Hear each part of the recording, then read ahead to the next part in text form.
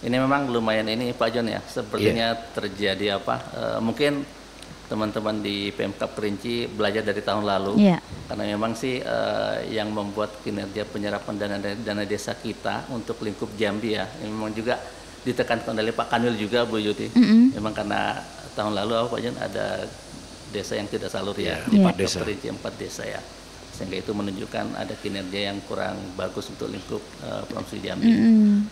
Tapi ternyata mungkin mudah-mudahan sih tahun ini menjadi pembelajaran. Kami akan terus koordinasi juga dengan Pemkab Kerinci. Nah tahun ini alhamdulillah malah dibalik ya Pak Jon ya. Pemkab Kerinci sudah menyalurkan berapa desa Pak Jon? 122. Wow, 122 desa sudah tersalurkan, baik itu untuk desa Ekmat sama non Ekmat ya. Kita akan memang pembagiannya ada dua Bu ini, ada untuk desa yang ditentukan penggunaannya, ada yang desa yang tidak ditentukan penggunaannya. Nah, ini sudah salur untuk Pemkab Kerinci. Nah, sementara untuk Pemkot Sungai Penuh ini sampai saat ini belum ada. Sama sekali belum ada dana desanya. Tentu ini akan terus kita koordinasikan terus juga. Kendalanya apakah ada penetapan perdesnya barangkali yang belum ini ataupun apa, karena kalau dari sisi pagunya, dari sisi di KFN itu sebenarnya sudah ada pagunya Bu, sudah ada pagu, sudah ditetapkan, sudah jadi alokasi sehingga mungkin dokumentasinya. Apa yang disampaikan oleh Bu Yuni tadi, kenapa Kota Sungai Penuh ya belum menyalurkan gitu kan dana desa, dan juga kami KPPN sudah melakukan FGD Bu dengan dinas-dinas terkait. Ya Pak Sarul, kita bagaimana untuk percepatan akselerasi dana desa ini atau TKD ini di tahun 2024. Menyangkut penyaluran dana desa untuk Kabupaten Kerinci yang tahun kemarin terdapatnya 4 yang tidak salur. Alhamdulillah untuk sekarang Bu sudah mulailah. Yang 4 itu satu sudah salur. Sudah mengajukan ya. Sudah mengajukan di samping PLT Pak Asraf ya. PLT Bupati menggenjot terus supaya dana desa ini masing-masing dana desa itu cair.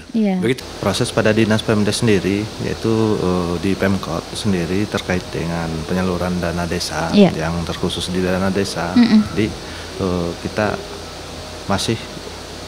kemarin masih menyusun perwakonya, perwali, peraturan wali kota. Peraturan wali kota ini terkait dari dasar-dasar yang akan dituangkan dalam Perdes. Jadi sebenarnya bukan desa yang terlambat. Bukan desa yang terlambat. Di Kota Sungai Penuh setiap tahunnya begini. Tahun kemarin juga begini, tapi mungkin endingnya Pak Jon juga tahu nanti waktu tepat. Di akhir Desember kami mungkin lebih cepat 100%-nya. Kenapa? Nah kami di dasar hukumnya memang harus hati-hati karena kepentingan ini kan dasar hukumnya yang menggunakan juga desa tersebut. Jadi kami memang tidak terburu-buru nunggu hal ini sudah final, dan alhamdulillah untuk perwali ini kita sudah ada penetapan, dan sebenarnya minggu ini kami sudah memulai sosialisasi terhadap peraturan wali kota tersebut ke desa-desa. Nomornya sudah ada, tinggal turun lagi yang ditandatangani oleh Pak Wali Kota. Kalau kami dari pihak KPPN sebagai kuasa penyaluran daerah, tentu di sini kami terus mengharapkan sinerginya Bu. Terus kita harapkan sinergi, komunikasi, sehingga senantiasa tercipta komunikasi, kira-kira kendalanya apa, untuk kita terus komunikasikan, sehingga kalau dari kami bagaimana penyaluran tersebut bisa tepat waktu, tepat jumlah, dan tepat penerima. KPPN Sungai Penuh termasuk DPMD di tahun 2023 dan Kabupaten Kerinci itu termasuk tercepat Bu. Ini mudah-mudahan di tahun 2024 nih ya Pak Yuli, kita selesaikan.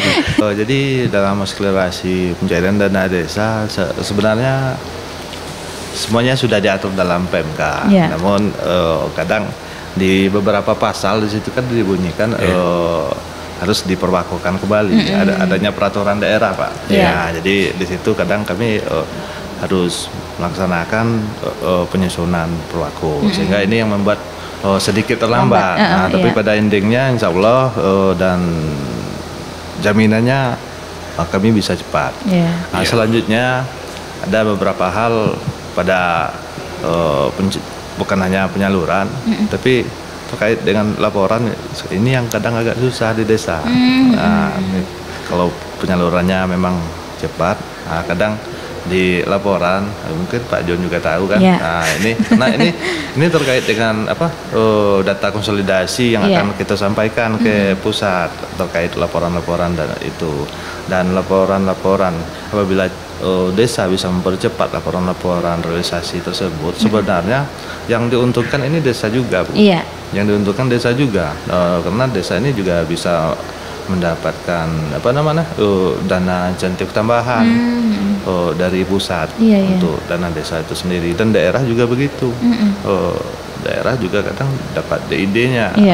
Namun yang namanya laporan kadang terkendala di situ. Mungkin SDM-nya yang memang perlu kita bina barangkali untuk prosesnya. Mungkin untuk selanjutnya kami dari Dinas Pemdes akan meningkatkan pembinaan terkait kapasitas aparatur desanya, baik tentang manajemen pengelolaan keuangannya maupun penyusunan laporan-laporan tersebut.